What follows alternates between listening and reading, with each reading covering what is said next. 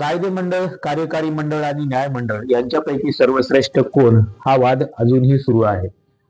मागच्या 75 वर्षामध्ये या वादावरती पुन्हा पुन्हा भाष्य केलं जाते. माजी उपराष्ट्रपती जगदीप धनखड यांनी हा वाद काही दिवसापूर्वी नव्याने सुरू केला होता की सुप्रीम कोर्ट हे सुप्रीम पॉवर बनण्याचा प्रयत्न करत आहे, परंतु सुप्रीम कोर्ट हे सुप्रीम पॉवर नाही, तर संसद ही सुप्रीम पॉवर आहे. कारण तिथे थेट लोकांनी निवडून दिलेले प्रतिनिधी आहेत. त्याच्यामुळं सुप्रीम कोर्ट हे सुप्रीम पॉवर होऊ शकत नाही, असं जगदीप धनखड यांचं म्हणणं होतं. सुप्रीम कोर्टाने देखील यावरती भाष्य केलेलं होतं. पण सध्या केंद्र सरकारकडून जे शपथपत्र सुप्रीम कोर्टामध्ये सादर करण्यात आलेलं आहे, त्या शपथपत्रामध्ये त्यांनी सुप्रीम कोर्ट हे सर्वश्रेष्ठ नाही असं म्हटलेलं आहे आणि राष्ट्रपतींना जर आवश्यक वाटलं तरच त्यांनी सल्ला देण्याचा प्रयत्न करावा असं देखील म्हटलेलं आहे. सुप्रीम कोर्टाने सुप्रीम पॉवर बनण्याचा प्रयत्न करू नये आणि कुठल्याही याच्यामध्ये आदेश देण्याचा प्रयत्न करू नये असं संसदेला वाटतंय.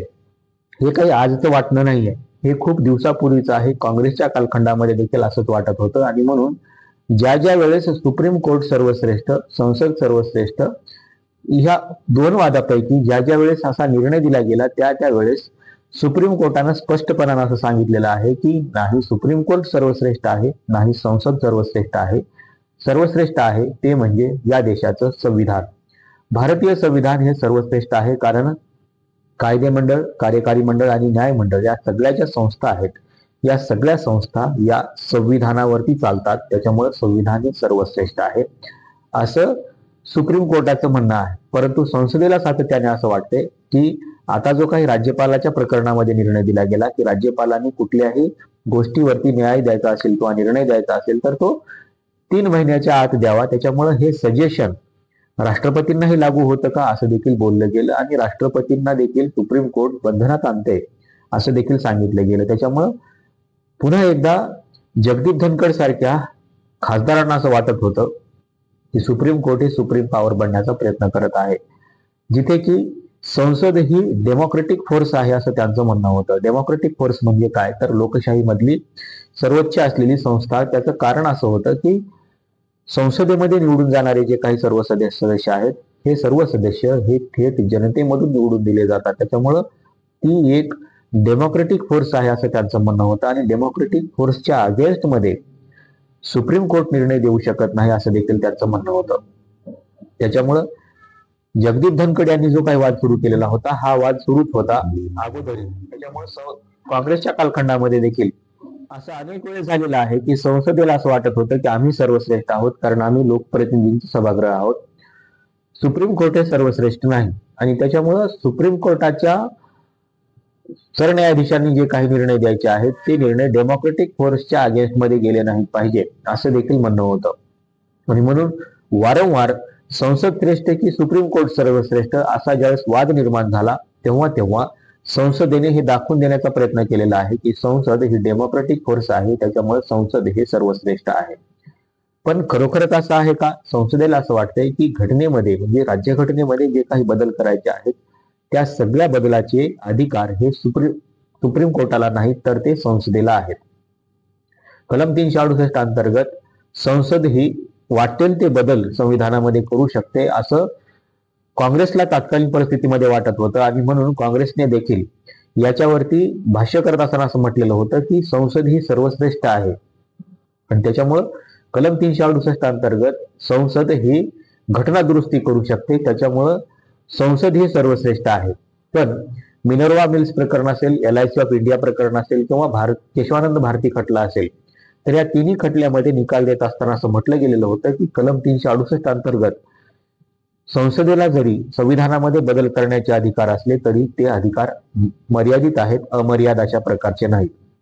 त्याच्यामुळं न्यायाधीश SM सिकरी यांनी निकाल देत असताना असं म्हटलेलं होतं कलम 368 अंतर्गत संसदेला जरी संविधानामध्ये दुरुस्त्या करण्याचे अधिकार असले तरी संविधानामध्ये दुरुस्ती करत असताना संविधानाची जी मूलभूत चौकट आहे त्या मूलभूत चौकटीचा विचार करूनच संसदेला घटना दुरुस्तीचे अधिकार देण्यात आलेले आहेत. आणि त्याच्यामुळं संसदेला जे काही अधिकार देण्यात आलेले आहेत ते अधिकार हे संपूर्ण घटना बदलण्याचे अधिकार नाही आहेत.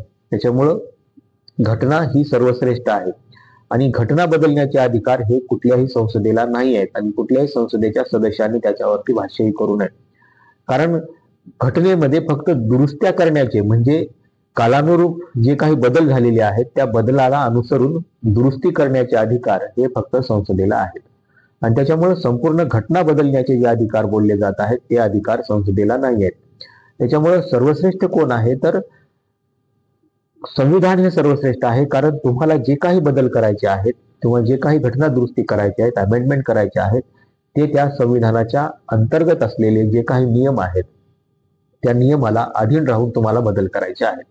तुम्हाला अशा अमर्याद अशा प्रकारचे अधिकार त्याच्यामध्ये नाही आहेत. त्याच्यामुळं संपूर्ण घटना बदलण्याचे अधिकार आहेत असं कोणीही समजू नये. 368 अंतर्गत जे काही बदल केलेले आहेत ते बदल पुन्हा सुप्रीम कोर्टाकडे जातात आणि ते सुप्रीम कोर्ट हे बघते की हे केलेले बदल हे संविधानाच्या मूलभूत चौकटीला धक्का तर लावत नाहीत आणि जर मूलभूत चौकटीला ते धक्का लावत असतील तर ते रिजेक्ट करण्याचे अधिकार देखील सुप्रीम कोर्टाला आहेत. त्याच्यामुळं फंडामेंटल राईट्स मध्ये बदल केले गेले तर फंडामेंटल राईट्सच्या कुठल्याही भागाला म्हणजे कुठल्याही एखादा मूलभूत अधिकार जर त्याला धक्का लागत असेल तर तो बदल सुप्रीम कोर्ट निरस्त करेल किंवा रद्द ठरवेल असं देखील म्हटलं गेलेलं होतं. त्याच्यामुळे घटना दुरुस्ती करत असताना किंवा घटनेमधल्या कुठल्याही एखाद्या कलमामध्ये दुरुस्ती करत असताना ती दुरुस्ती ही मूलभूत अधिकाराला धक्का लावत नाही याची खात्री करून घेतली पाहिजे आणि ते खात्री करून घेण्याचं काम हे सुप्रीम कोर्टाचं आहे.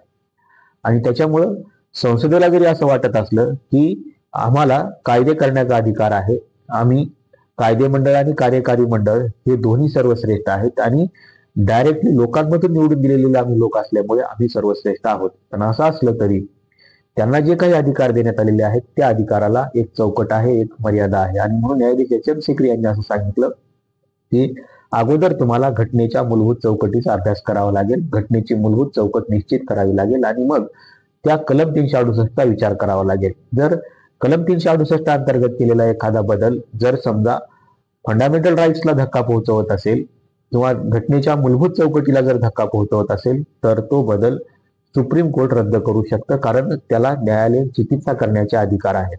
आणि ही चिकित्सा केल्यानंतर जर त्याच्या असं निदर्शनास आलं की हा केलेला बदल हा मूलभूत अधिकाराला आणि भारतीय राज्यघटनेच्या मूलभूत चौकटीला धक्का पोहोचवतो तर तो बदल सुप्रीम कोर्ट रद्द करू शकतं, कारण तसे अधिकार त्याला संविधानाने दिलेले आहेत. ते काही सुप्रीम कोर्टाचे स्वेच्छा अधिकार नाही आहेत.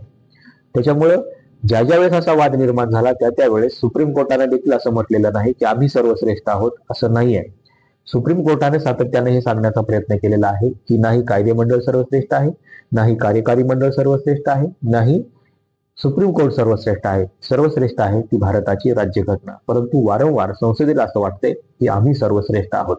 आपल्याला नेमकं काय वाटतं हे सांगायला विसरू नका. नेमकं या देशामध्ये सर्वश्रेष्ठ कोण आहे? लोकांनी निवडून दिलेल्या लोकप्रतिनिधींचं सभागृह अर्थात संसद की सुप्रीम कोर्ट का भारतीय संविधान? सर्वश्रेष्ठ कोण आहे? आपलं मत नेमकं काय आहे हे सांगायला विसरू नका. आजच्या व्हिडिओमध्ये आपण इथेच थांबूया. धन्यवाद.